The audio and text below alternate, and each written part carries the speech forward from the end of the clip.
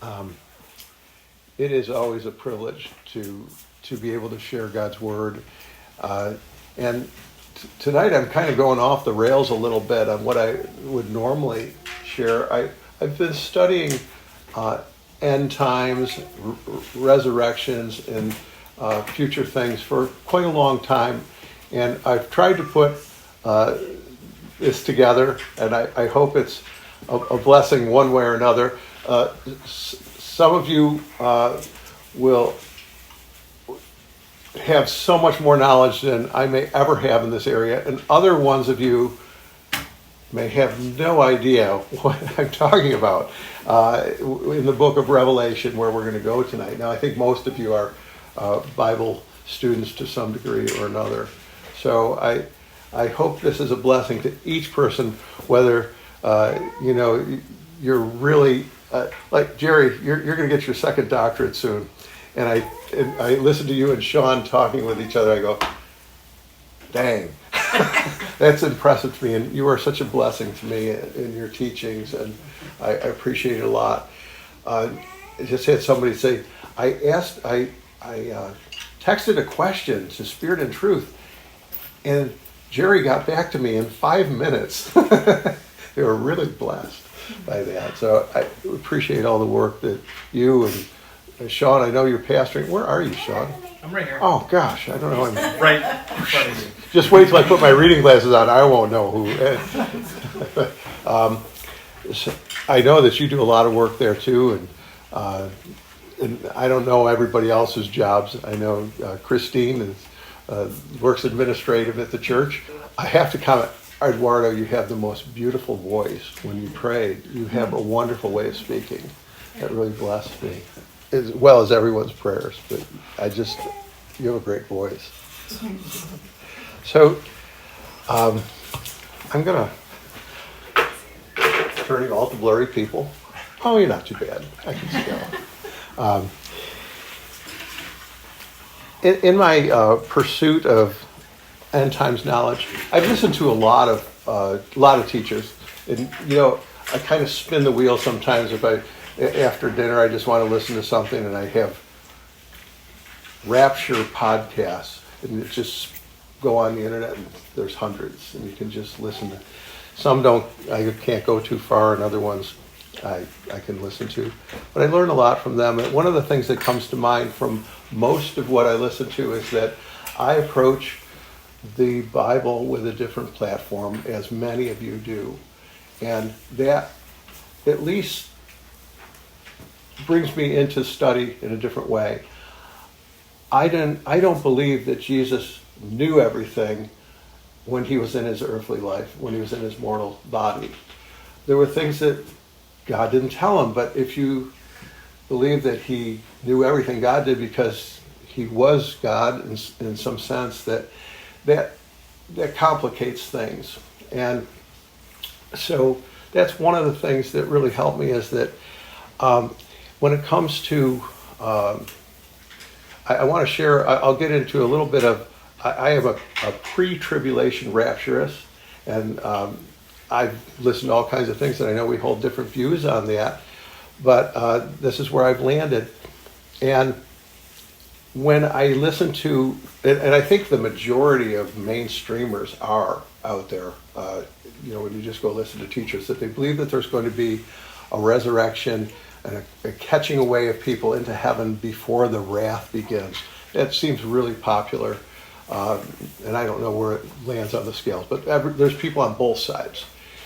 Well, when I listen to them, they draw a lot of their conclusions from Matthew 24, Luke 21, Mark 13. I don't think Jesus knew anything about a rapture. That was part of this, what God had kept a secret. He hadn't revealed that yet. And so the same teachers use the same verses to prove a post-tribulation rapture, post-wrath gathering with Jesus. And so I find that interesting. So I don't lean on the Gospels to come up with that position. I really think that the truths about us being gathered to Jesus Christ came after his resurrection, when he gave it to Paul and others, Peter.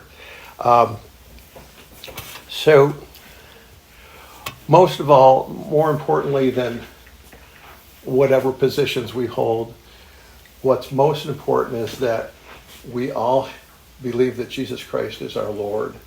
And, in 1 Corinthians 15, it says of first importance.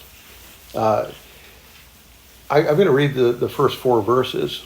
1 Corinthians 15, 1-4 says, "Now, brothers and sisters, I want to remind you of the good news that I proclaimed to you, which also you received, in which you also stand, by which you are being saved, if you hold on firmly to the message that I proclaimed to you, unless you believed it in vain." And this is the verse, "For I delivered to you as of first importance that which I also received, that Christ died for our sins according to the Scriptures, and he was buried, he was raised on the 3rd day according to the Scriptures." And we believe that. And that's our foundational belief. Jesus lived, he died on the cross for our sins, and God raised him from the dead. And we go a lot of different directions after that. But over the course of my study, I've come to some different viewpoints on some chapters, on lots of things, but I want to look at the chapters 5 through 9 in the book of Revelation briefly, but I want to say that a lot of the book of Revelation, I mean, some of you totally know this and some of you don't, but a lot of the book of Revelation is about God's judgment at the end of this age. It's going to last 7 years, and then he is going to rule on earth when it's over for 1,000 years. And so a lot of the book of Revelation is about the tribulation and wrath. It's about the judgments that come on the earth. I will say, if you want some encouragement from the book of Revelation, then you should start reading in chapter 19 and go through 22, because that's when Jesus comes back and some really great stuff happens. And so that gives you the end game, and it's really wonderful. So if you're not familiar with it, read those chapters, because it tells you what's all going to happen in the end. And that's a good thing. But we're not looking at those tonight. We're looking at some of the judgment. And some of the subject of chapter 5 is the scroll that Jesus is given to open, the 7 seals that he's able to open. Chapter 6 goes into what the 6 seals reveal. The 7th seal is in the beginning of chapter 7. The beginning of chapter 8. But the 6 are in chapter 6. Chapter 7 is about 144,000 Israelites that are sealed, and about a multitude that is in heaven. And chapter 8 is the first 4 trumpet judgments. Chapter 9 is the 5 and 6, the next 2 after that. And we're going to take a brief look at that to kind of give an idea of what this judgment is like. So this is one of my favorite verses. It's in chapter 5 of Revelation. I love this verse. I'm going to read it. There's the 24 elders are there, and there's some lamentation in heaven where no one is worthy to take the scroll or to open its seals. But the Lamb, who's in the center of the throne, he is able. And he's able because he was slain. It says, "You are worthy to take the scroll and to open its seals, for you were slain, and with your blood you purchased for God people from every tribe and language and people and nation." And then I didn't put in 10, but it says, "And they shall be a kingdom of priests." I should bring up the Bible on here while I'm doing this, and I could refer to it if I need to. I'm not online. Nope. Okay. So who's got a Bible open? Hey, thank you, Jerry. So verse 10 says, "And made them to be a kingdom and priests to our God, and they will reign on the earth." Thank you, sir. I appreciate that. I did try to get online, but it didn't work here. It was a hot spot, so I should have taken the time ahead. So Jesus has purchased people from every nation, tribe, language. He's purchased people. He's purchased us. And that's huge. When did he purchase it? When he gave us the ultimate sacrifice. We were purchased when he became the ultimate sin offering. We and anybody who calls on his name, anybody who believes the gospel of salvation, which has to do with believing that he lived, he died for our sins, and God raised him from the dead, and we've asked to be his, and we belong to him. He's purchased us, and we belong to him. So who else did Jesus purchase? Well, he purchased all the righteous people that had predeceased him. There isn't anybody that would ever get up from the dead if Jesus didn't come and pay that sacrificial price. They would remain in the grave. We would remain in the grave. There is no resurrection without Jesus. And so they will all be resurrected by the blood of Jesus. They were all purchased by him. He paid the debt that Israel owed in breaking the covenant that they made with God. He became the covenant sacrifice for the old covenant, and he became a covenant for the future. And we're part of that future covenant that we're in. So all the righteous, he paid for all the righteous. And so that kind of has led me to a belief that we're all going to be resurrected together. Not that alone, but some other points that I will bring up. I believe that the resurrection of all righteous people will happen at once. Now, I hold a position of that resurrection will happen before the wrath and tribulation, but if it happens after, I still think it's together. I think it's one group. And I did a teaching that goes into that a little bit. Some of you surprised me, go, I saw you on YouTube, and I went, oh no, I mean, I'm so used to just our own group watching. It's like, that's right, it goes out everywhere, doesn't it? And so I did a teaching called Resurrected Together. It's on YouTube if you're interested.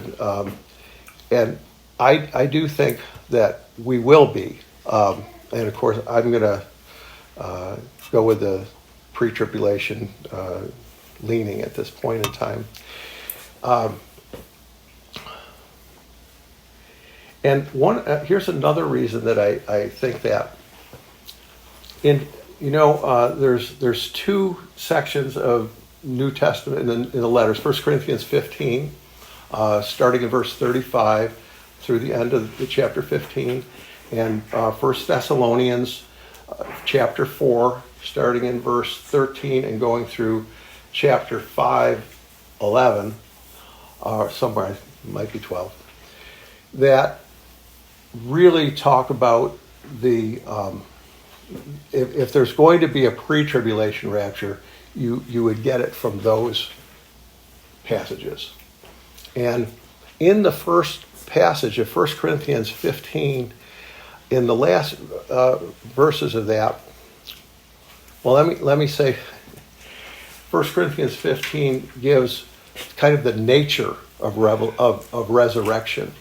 In the Old Testament, we knew that God was going to bring people out of their graves and that they would be alive. So resurrection wasn't a secret, but the nature of resurrection was made known in 1 Corinthians, where it says that the mortal must put on immortality, and the corruptible, so the mortal are the live people, would be changed to be immortal when the Lord comes, and the dead people, the corrupted people in the grave, would put on incorruption. And it gives some details about how flesh and blood can't inherit the kingdom of God. And so what we are now is not what we will be when we're in our new bodies. And there's been some teaching that our life force will be different. Instead of soul-powered, that we would be spirit-powered. But we know that Jesus' body had flesh and bones, and we will have bodies like his. So there's a similarity, that's for sure, and that's cool, because we are used to this. I don't know if we ended up without bodies. It seems to be popular, though. So some people do think we end up without bodies when we die, but we're not in that. I'm not believing that. So what I want to point to here is that in verses 54 and 55, it says, now when this corruptible puts on incorruptibility, that's resurrection, okay? These are dead people. When they are resurrected, when this corruptible puts on incorruptibility and this mortal puts on immortality, then the word that has been written will be brought to pass. Death has been swallowed up in victory. O death, where is your victory? O death, where is your sting? This will be brought to pass with this resurrection. Well, if this is talking about a resurrection, it's not just the church. Otherwise, it would be the Old Testament believers as well, because the scripture that's written to them, these lines, death has been swallowed up in victory, O death, where is your victory? O death, where is your sting? Are quotes from Isaiah and Hosea, written to Israel. But they're brought to pass at this event. And so this event doesn't give us any timing here that's in Corinthians.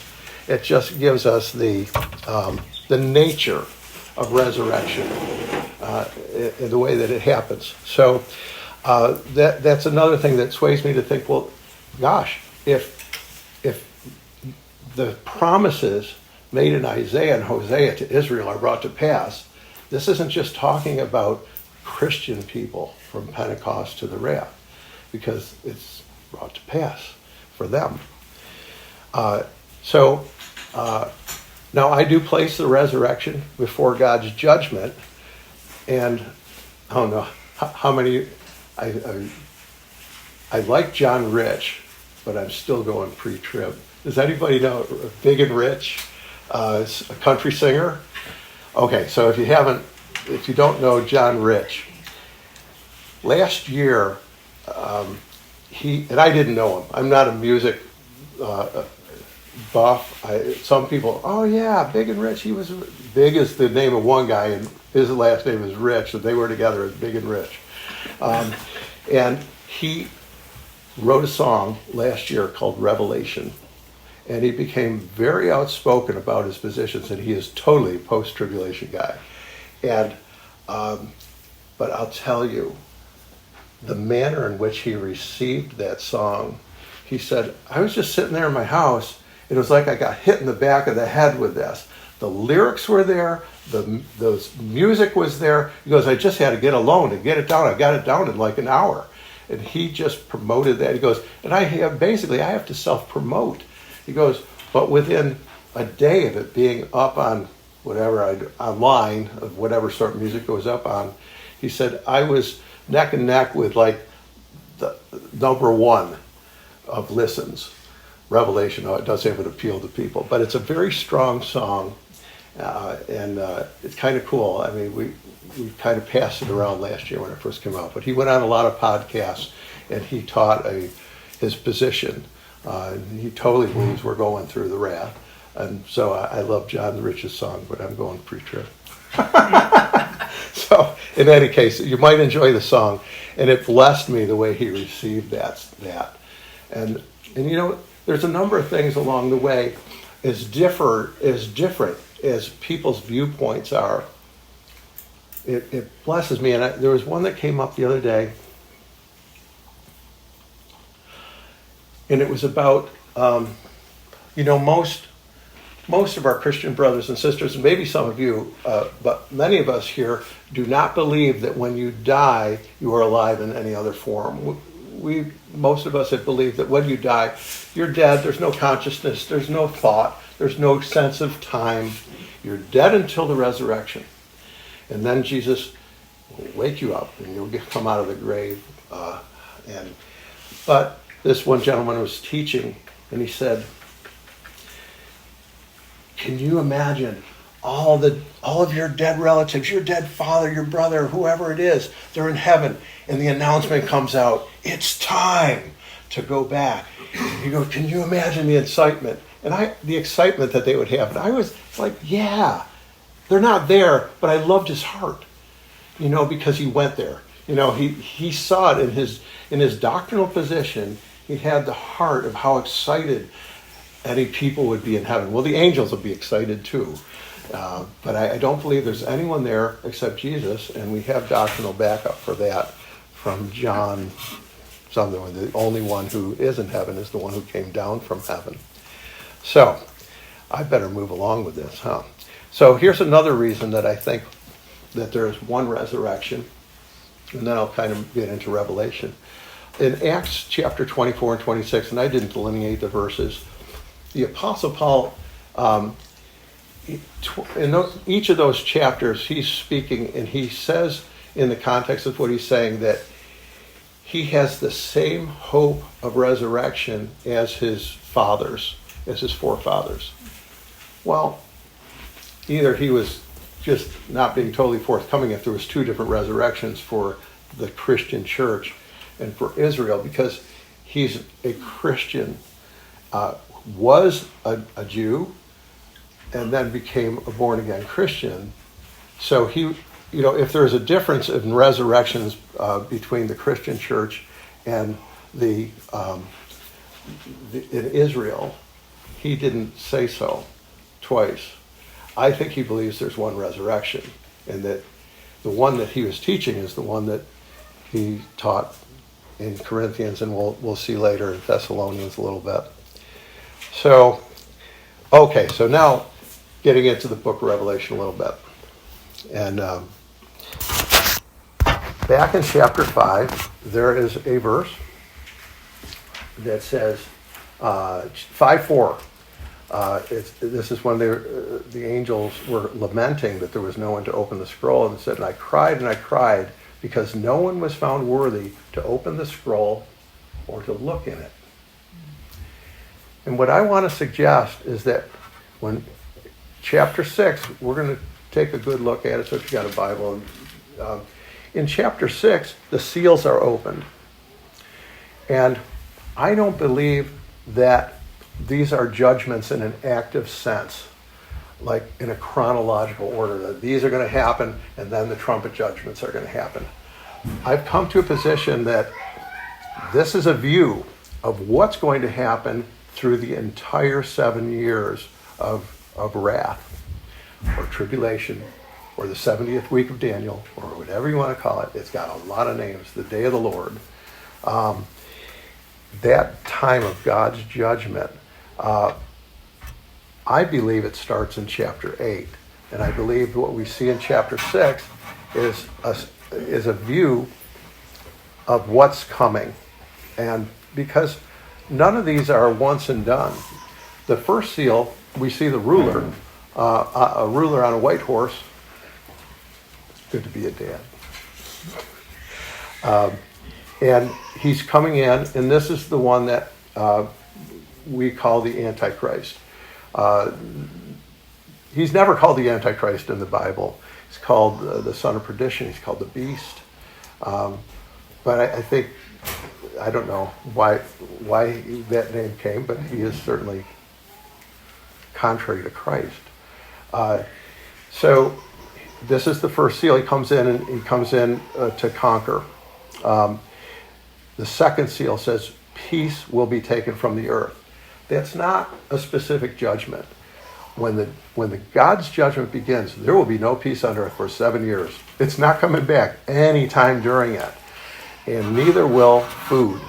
The third seal is that there will be famine throughout the entire 7 years. It's not part of the 7 years. And so the fourth seal is it's over and I believe this will be over the entire 7 years. A quarter of the population of earth will die by disease, sword, famine, and wild animals. Death by wild animals. Now I had to think about that. It's like, are we going to get attacked? If we're here, are we going to get attacked by bears or lions or the people that are here? And I thought about it in more of a practical sense. The Black Plague or rats, all you have to do is, rats will get people diseased. I mean, that wild animals that can make a lot of people sick. And so, or maybe it'll be like the movie The Birds. That's a really old movie to begin with. That would be terrible. But whatever. More reasons why we want to hope that it's a pre-tribulation rapture in any case. So that's the first 4 seals. And then the 5th seal has nothing to do with, what it is it's a picture of the people that have been martyred during the 7 years. And they're told that they're going to remain dead until the end of the 7 years, basically, until the full number that's going to be killed as they have been comes in. So that's not a specific judgment that begins and ends. It's 7 years long. All of these are 7 years long. And the 6th seal is also 7 years long, where there's no question for the people on earth that what's taking place is the great day of wrath of God and the Lamb. They don't have to guess about it. And we're going to see that when I'm going to suggest when the Great Tribulation, God's Great Tribulation and wrath begins.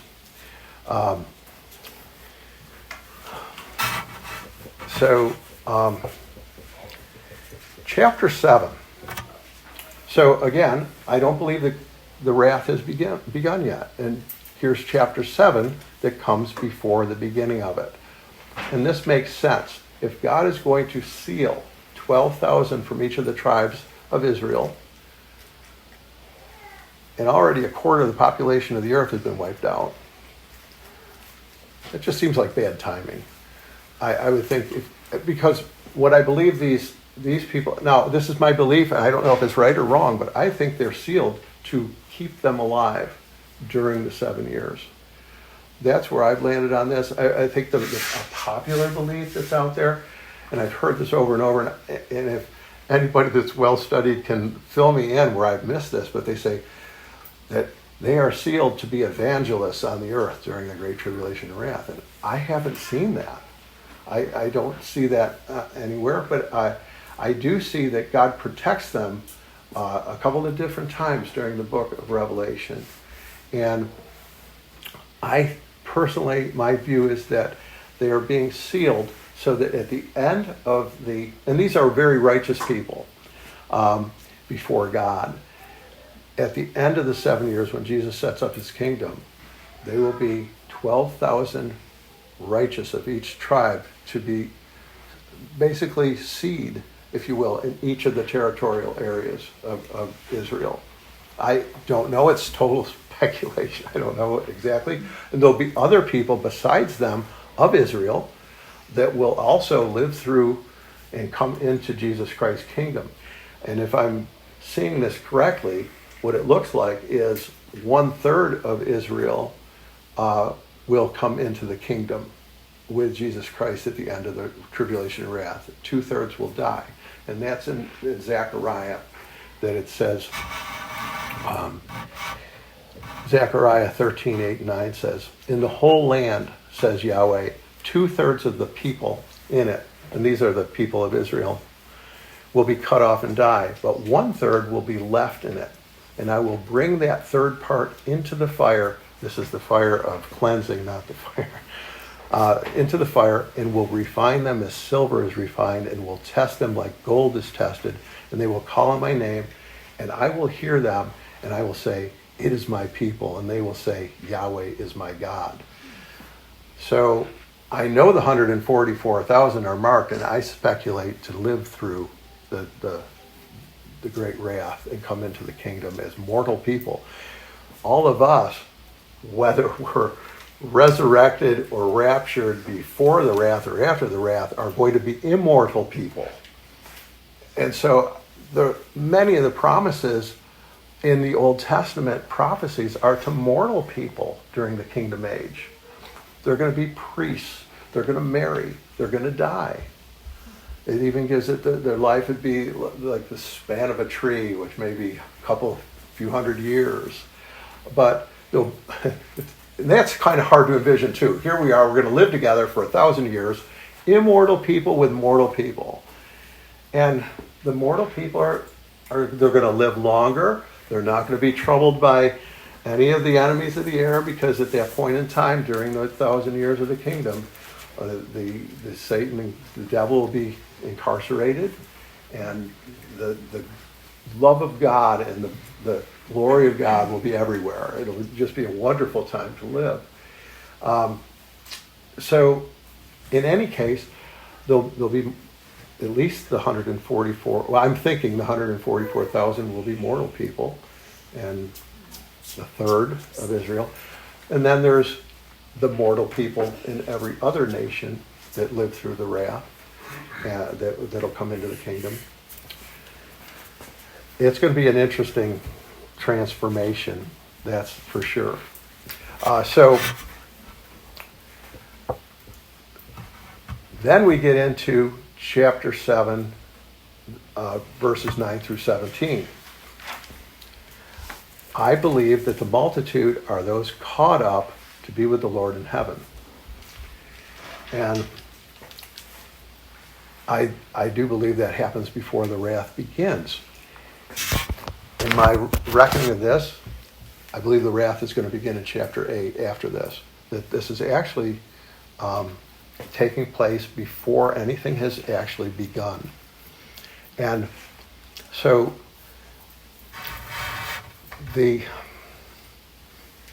Jerry, can you bring that up?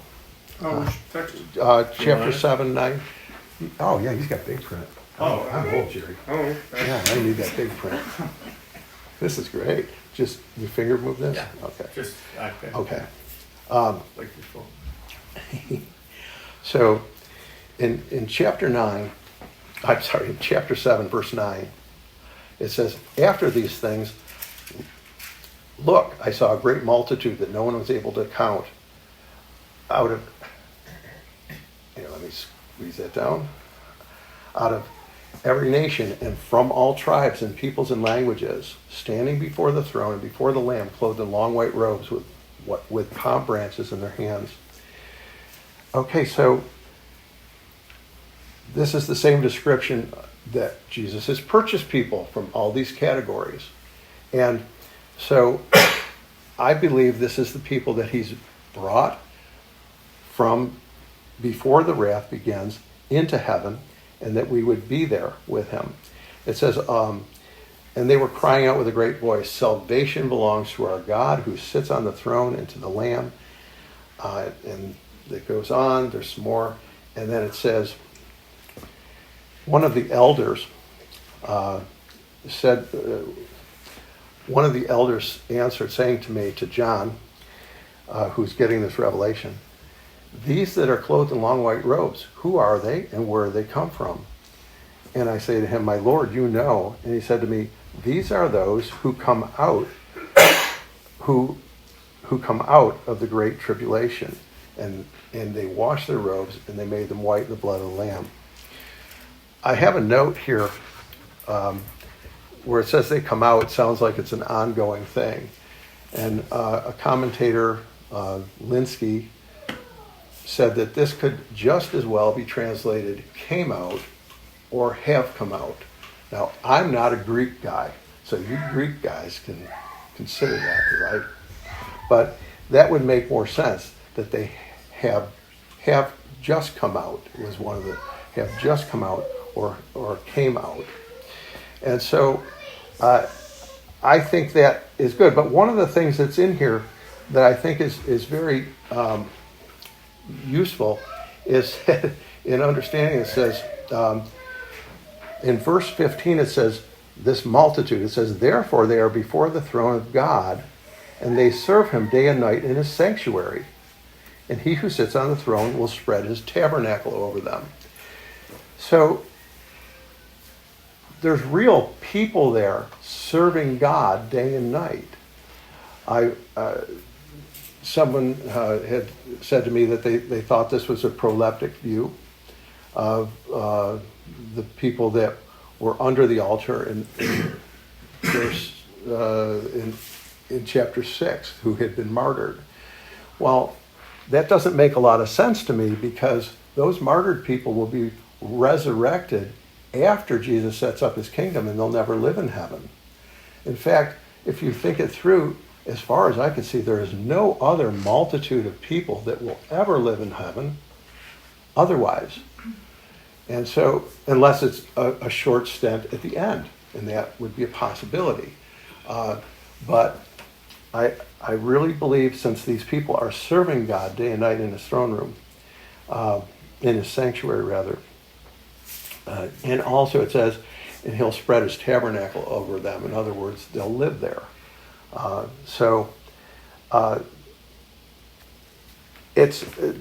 I believe that is the raptured people, and I never hear this. Thanks, Jim.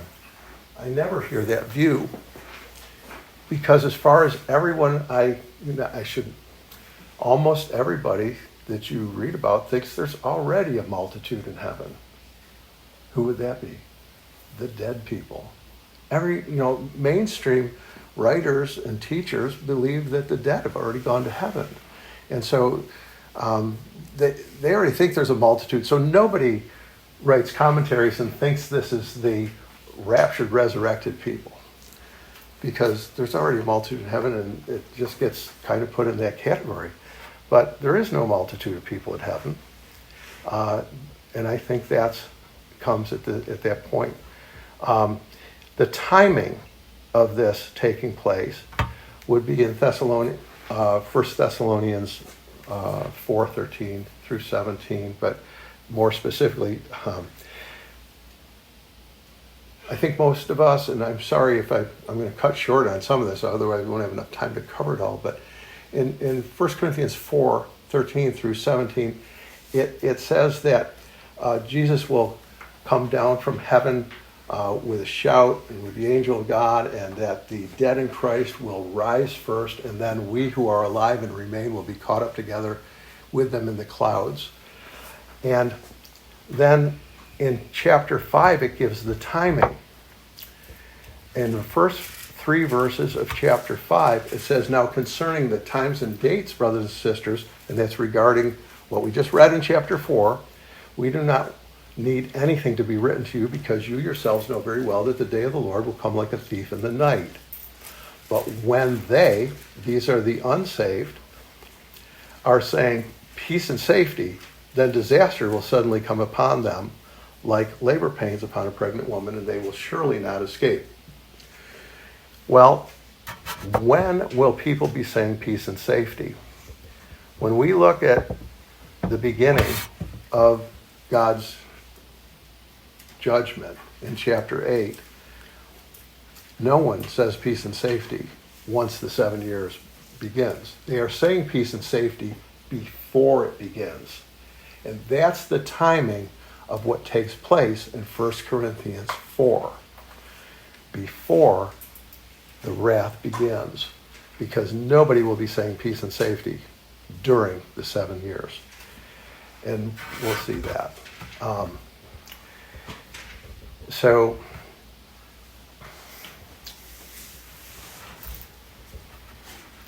let's see where we are here now. Okay, let's go to chapter 8 then. The first trumpet. And of course, as I've said a number of times already, I believe that this is when the actual wrath begins, is with the first trumpet in chapter 8. But this kind of confused me for a long time. In 2 Peter chapter 3, verses 7 and then 10 to 12, I'll read them here. It says, "And by the same word, the present heavens and earth are reserved for fire, being kept until the day of judgment and the destruction of ungodly people. But the day of the Lord will come like a thief. On that day, all the heavens will pass away with a great noise, and the elements will be destroyed with intense heat, and the earth and the works that are in them will be exposed.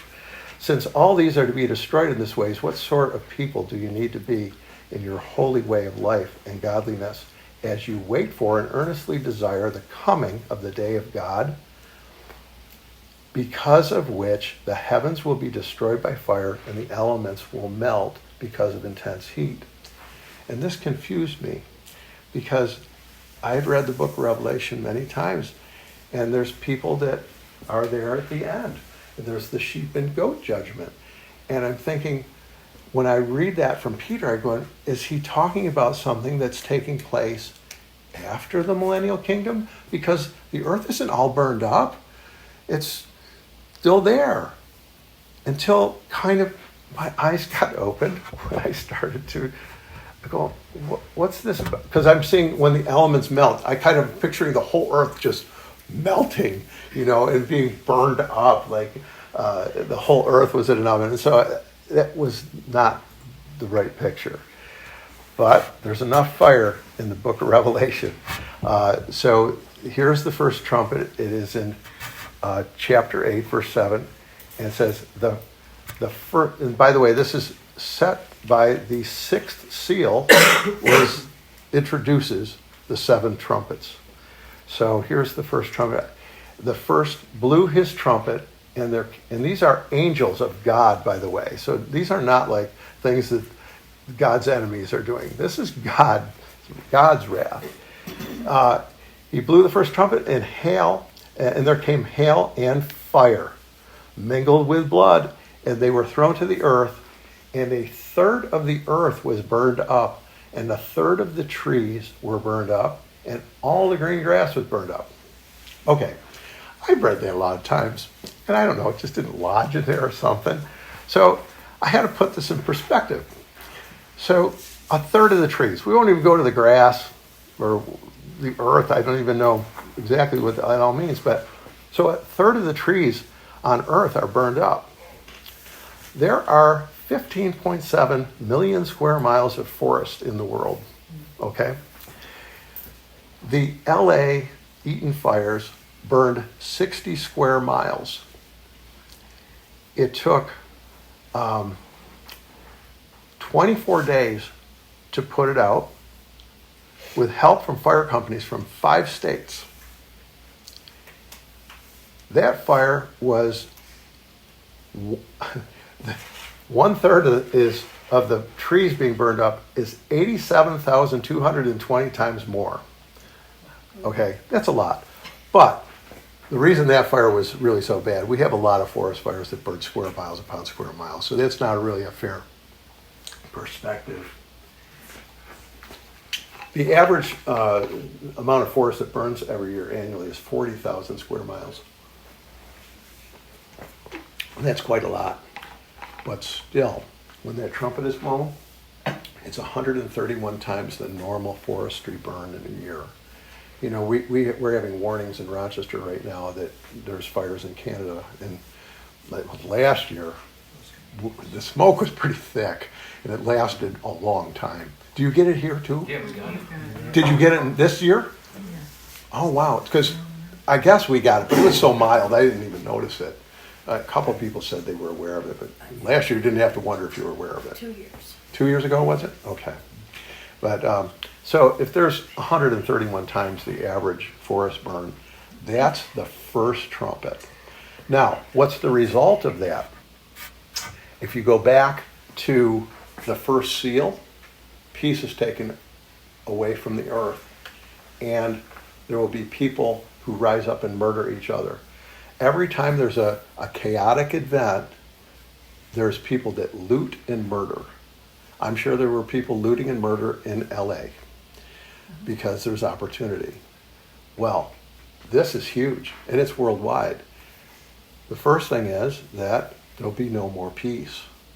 Immediately, it's gone. It's not coming back. And that's where I say this is the beginning, and this sets off what's in those seals. The second thing it sets off, of course, is famine. When you burn up all the grass, that's all your crops.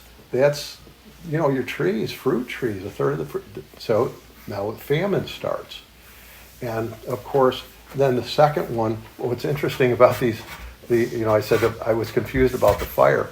In the first 6 trumpets, 4 of them involve fire, and it's like, oh. That's the judgment that's God's judgment by fire on the earth. And I don't know why, I only read it ridiculous amount of times, and then all of a sudden it's like, oh, that makes sense. Okay, so this is fire. And so, of course, the next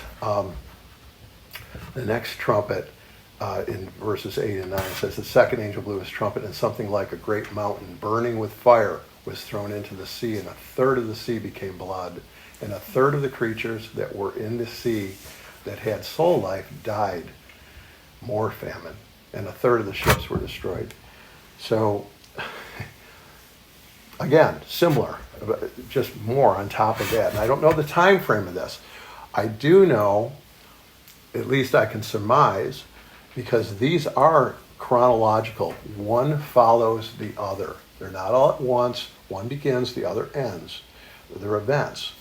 So they all happen before the 3.5-year mark. The first 6 trumpets take place before 3.5 years into the Great Tribulation and Wrath. Have you ever heard people say, well, the first 3.5 years, there's peace? I've heard people say that. And it's like, there's no peace. There's not peace during the first 3.5 years. It's all got judgment, and there's not peace. And so the third trumpet is now adding to this really brings in the fourth seal. There was a third angel blew his trumpet, and a great star burning like a torch, fell from heaven, and it fell on a third of the rivers and on the springs of waters. And the name of the star is called Wormwood. And a third of the waters became wormwood, and many people died from the waters because they were made bitter. So you add to no food, no clean water. This is just total devastation. It's just a mess. The fourth trumpet is the sun and moon let me go back. The fourth seal had disease. Well, when you have impure water, that's why we're working to get pure water into all these different places around the world right now that don't have it. I mean, I support a couple groups that part of what they do is that they drill wells for people that don't have water. And they showed the water that they were drinking before they had wells. And it's like, that's disgusting. I mean, there's stuff, it's just animal feces and it's just terrible. And their kids getting sick, some of them die. This will be worldwide at this point. But in the meantime, we certainly can make a difference with the good works that we do and support to get people clean water. But there won't be clean water. So the fourth trumpet is a third of the sun and the moon are darkened. And quite frankly, I don't really know can't imagine what that does, but it doesn't burn things. I would think it would make things cold. I don't know. But the fifth trumpet is a 5-month torture by stinging locusts. This is one of the places where the 144,000 are protected. But God says, now these stinging locusts are not allowed to kill anybody, just torture them. It sounds fun for 5 months. But the 144,000 that were sealed, they're not allowed to touch them. So this is why that kind of flavor gives me an idea that they're being kept protected to live through this. And then the sixth trumpet. This is just crazy, right? A third of humankind will be wiped out by fire, smoke, and sulfur. That's what happened in Sodom and Gomorrah. That's what came on them. Well, that's going to come on a third of humankind. I mean, what's going on? So my point of this is well, I don't know what my point is exactly, but I'm believing that we are not here. I really believe that we are part of the multitude that's in chapter 7, verses 9 through 17. And it's a horrendous time. It's just a time of God's judgments. It's, it's like, what do you do with all this? it can really be an impetus for us to share with people. You want to belong to the Lord. Whether you go through it or you don't go through it, you want to belong to the Lord. Oh, yeah. Absolutely. But as many people, so I really, I do believe we end up with the Lord before this starts. And I think that is a wonderful picture of the resurrected in heaven. And I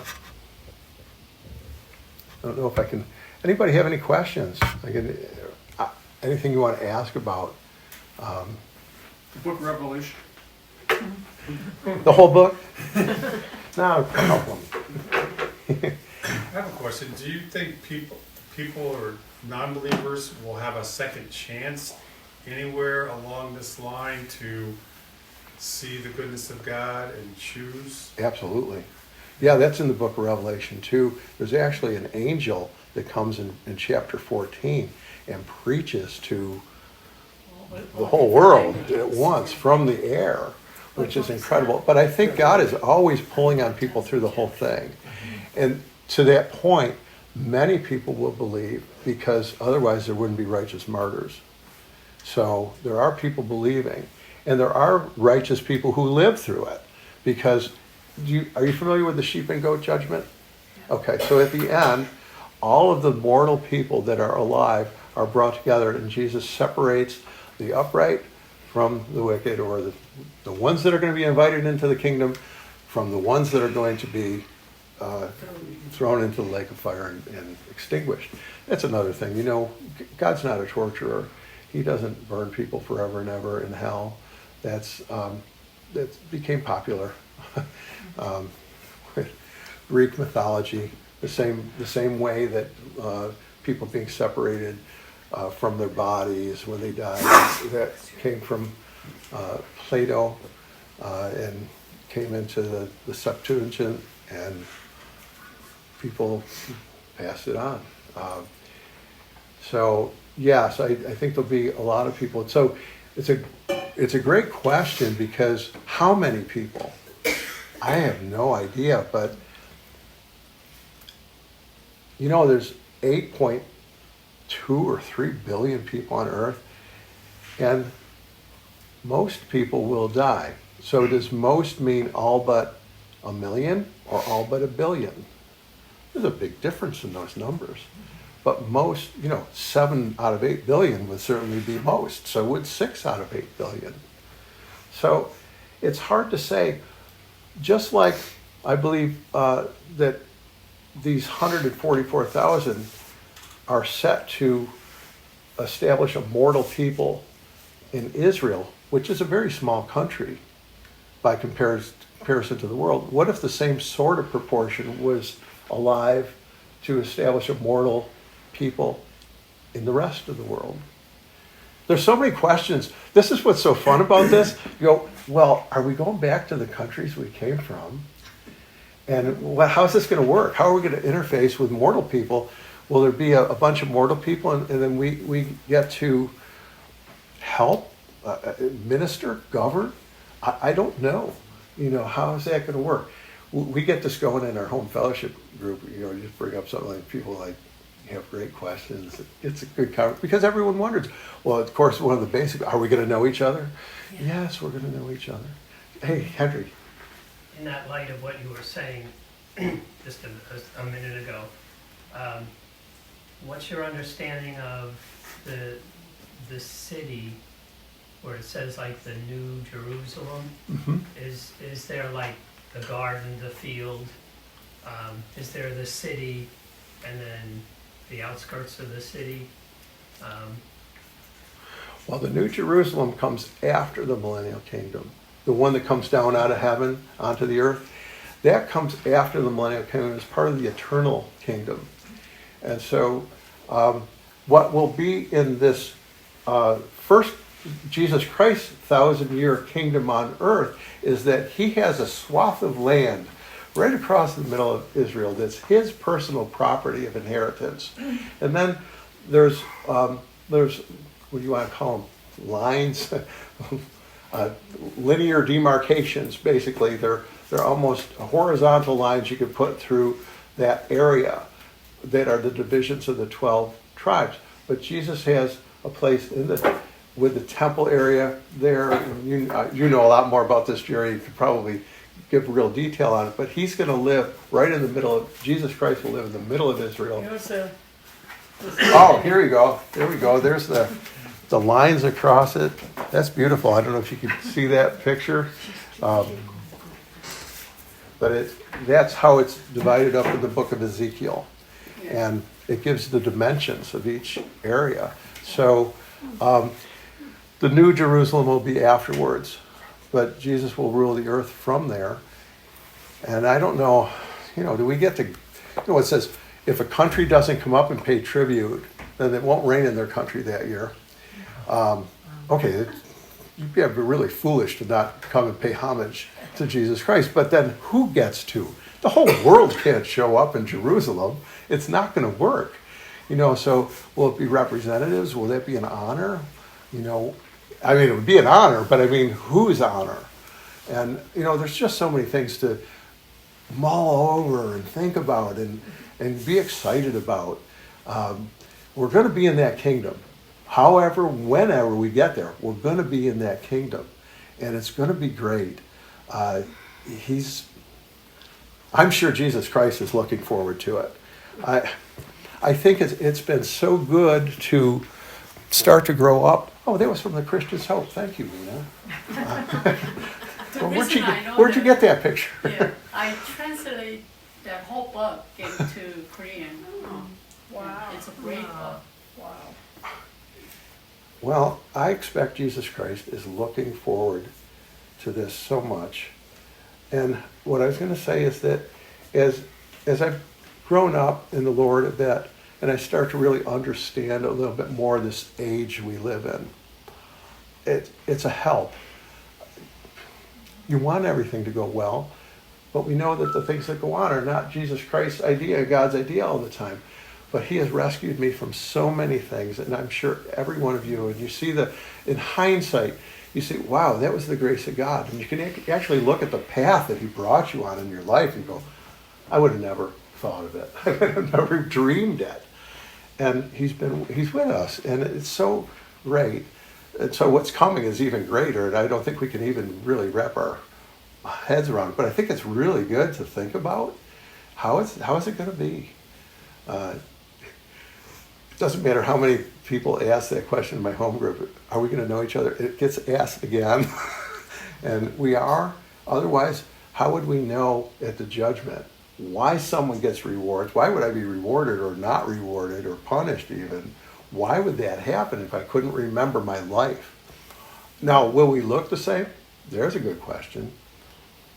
Recognizable by face or by heart? The road to Emmaus story is very interesting. It's like, why didn't they recognize him? Why didn't the two walking with Jesus recognize him? Did he look different? Did he have a hood on him? Why didn't they recognize him when he was on the beach cooking the fish after his resurrection, when Peter was out again fishing, and it said, none dared ask if it was him. Well, did you have to wonder, did he change his appearance? Or was his appearance just changed in his resurrected body? And then the other thing that you put into the equation is, well, is it special for Jesus Christ because he's the Lord of all and he may have privilege or ability that isn't shared with everybody? Because, so there's so much. It's really great to get into this study and just, sure, Eduardo. About the seals. Yes. The seals are before the wrath, right? In my reckoning. Right. Yeah. Right. Now, the seals, see, it's not the wrath, so would that be caused by the devil and his demons? No, what I was trying to say is that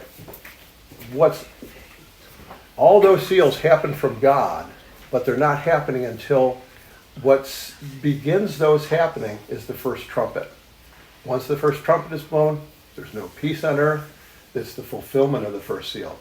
There's famine. That's the fulfillment of the second, it would be the second seal, the third seal.